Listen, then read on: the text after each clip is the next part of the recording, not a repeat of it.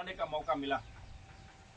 चारों बार की सरकार में जिस मजबूती के साथ माननीय बहन जी ने कानून द्वारा कानून का राज चलाया, शेर और बकरी को एक घाट पर पानी पिलाया, बहन जी के राजपाट में किसी के साथ अन्याय नहीं होता था। समाज का हर अंग, चाहे हमारे बड़े समाज के लोग हों, अपर कास्ट के लोग हों, हमारे पिछड़े समाज के लोग हों, हमारे अखिलेश समाज के लोग हों, हमारे जो मूल हैं बहुजन समाज के लोग हों, सबके साथ बहन जी के राजपाट में सबको सम्मान मिला, सबके साथ न्याय हुआ।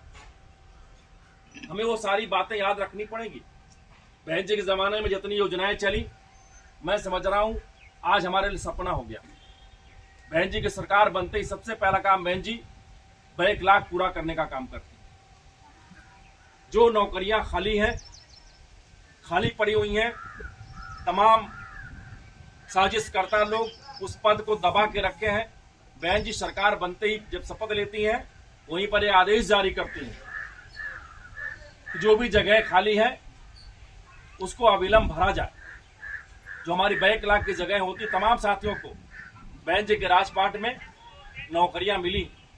बहन जी का राज आता है, शपथ लेती हैं, बहन जी आदेश जारी करती हैं कि जिन लोगों ने लंबे अरसे से सरकारी जमीन या ग्राम समाज की जमीन पर कब्जा करके अपना जीवन यापन कर रहे हैं, वो जमीनें उन लोगों का नाम पट्टा करा दिया जाए। पट्टा के साथ ही साथ तमाम प्रशासनिक अधिकारियों को आदेश मिलता है कि आप अविलंब उनको कब्जा दिलाने का काम करो। ये सारे काम बहन जी के राज में होते हैं।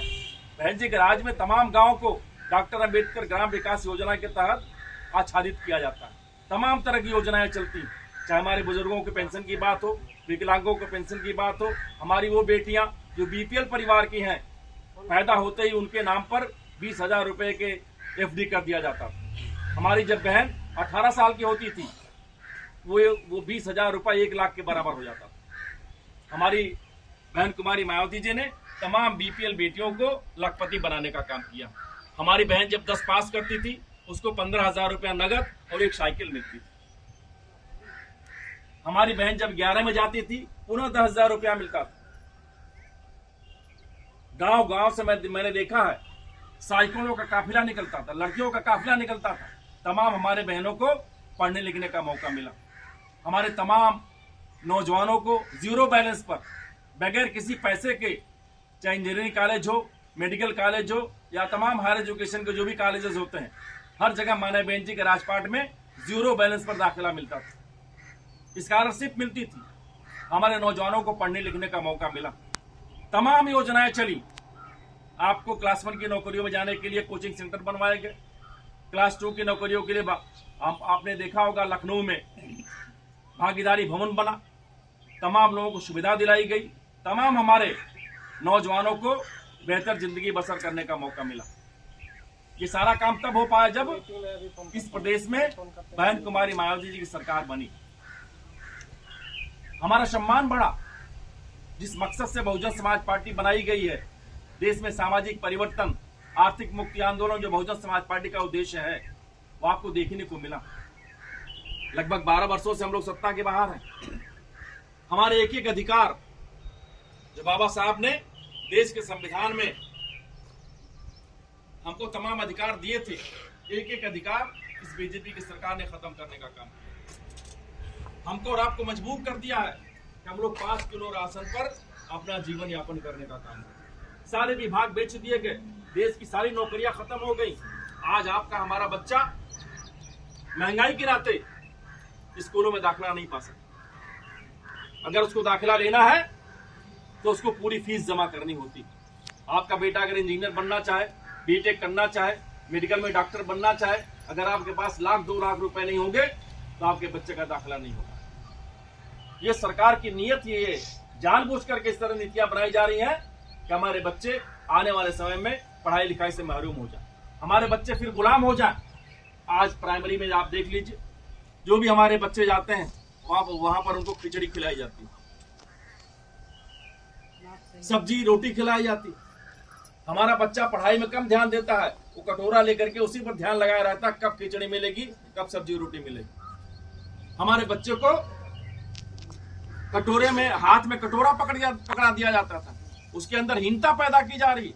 एक तरफ उन लोगों के बच्चे जो बड़े लोग हैं, वो कॉन्वेंट स्कूल में पढ़ते हैं, उनके पास पैसे हैं, एयर कंडीशन में बैठ कर उनका बेटा पढ़ाई लिखाई करने का काम करता है। अब आप खुद ही तुलना कर लो कि उनका बेटा तरक्की करेगा कि हमारा बेटा तरक्की करेगा। तो जो सरकार है, सत्ता में बैठे लोग हैं, ये चाह रहे हैं कि देश में पुनः बहुजन समाज एक बार पुनः गुलाम हो जाए।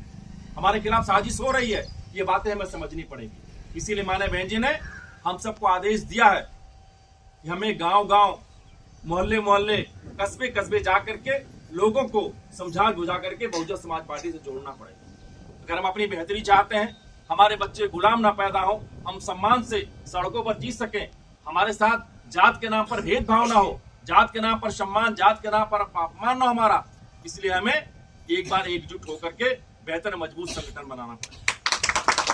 बाकी कोई रास्ता हमारे पास नहीं है। हम महापुरुषों की बात करते हैं, बाबा साहब की बात करते हैं। आज के 125 साल पहले बाबा साहब धरती पर पैदा हुए। देश गुलाम था, अंग्रेजों के हाथों गुलाम था। यहां पर हमारे तमाम राजे रजवाड़े, उनके जरिए भी हमारे लोग गुलाम थे। हमारा काम केवल बड़ों की सेवा करना होता था। हमें यही पढ़ाया जाता था कि सेवा करोगे तो मेवा मिलेगी, यहां नहीं मिलेगी तो वहां मिलेगी, इस जन्म में नहीं मिल पाई तो अगले जन्म में मिलेगी। बस सेवा करते रहो, फल की इच्छा मत करो। हमको यही पढ़ाया जाता है। लेकिन बाबा साहब ने उस समय कितना संघर्ष किया, कितनी मेहनत किया। जिस जमाने में हमारी परछाई से लोग भिड़ा करते थे, हमारे और आपके बुजुर्गों को तालाब का पानी पीने की अनुमति नहीं थी। हम कुएं से पानी नहीं पी सकते थे, हम किसी के नलके से पानी नहीं पी सकते थे।